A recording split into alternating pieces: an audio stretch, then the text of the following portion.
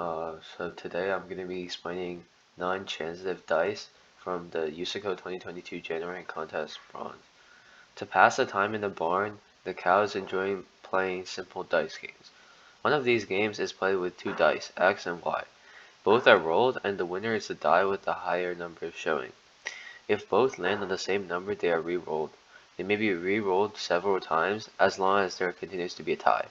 We say die X beats die Y if it is more likely that X will win this game than Y. Consider the following 4 dice game. These die satisfy a rather intriguing property. A beats B, B beats C, and C also beats A.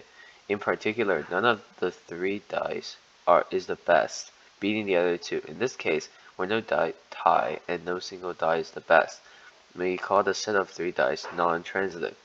In a non-transitive set of 3 dice, each die beats one other die and loses to another die.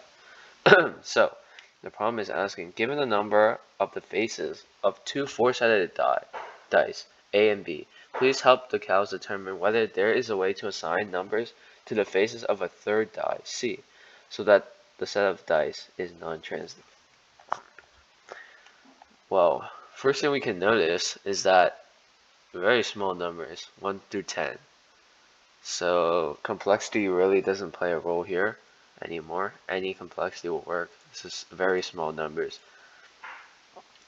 So basically, right, if die X beats die Y, that means the probability of die X winning, right, is higher than the probability of die Y.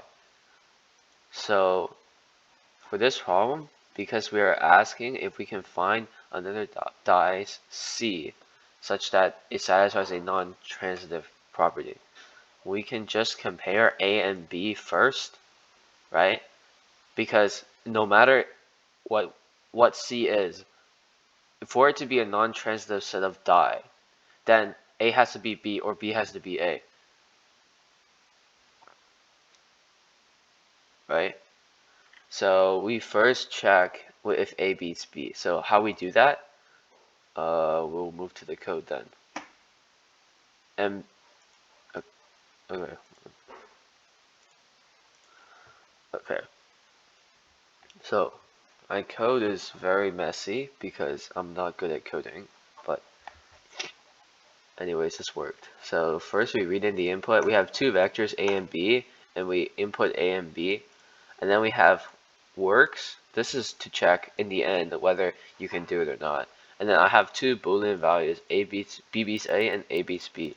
And I have 2 counts. This count is for comparing who wins. The one with more count wins because that means they have a higher chance of winning. So if A wins, I increment this count. If B wins, I increment this count. And if the count with A is larger than the count with B, then A beats B equals to true. We need this because if A beats B, then for any C, B must be C and C must be A. Those are the 2 criteria that must be satisfied. And vice versa if B beats A, same thing. So if A beats B, then I have a vector C, and basically I just brute force all of the possible 4 die combinations because the numbers are very small, only 1 through 10, so that's enough. I will definitely run in time. So I have bool B beats C and C beats A, I push back, and then I have these 2 counts, which compares A and C, because if A beats B, then C must be A, right? And count, right?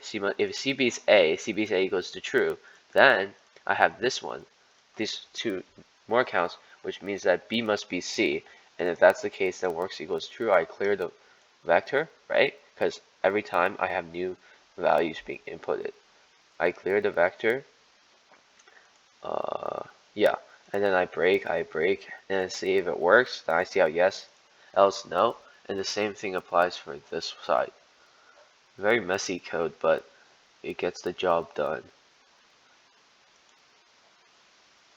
Yeah, so if the bounds are really small in a problem, the first thing you should think of is brute force. Does brute force work? If brute force does not work, then well, then we can resort to other stuff, but usually it should work. And this is same thing. If B beats C, because B beat A, So A must be C. B beats A. Yeah, and then C must be B.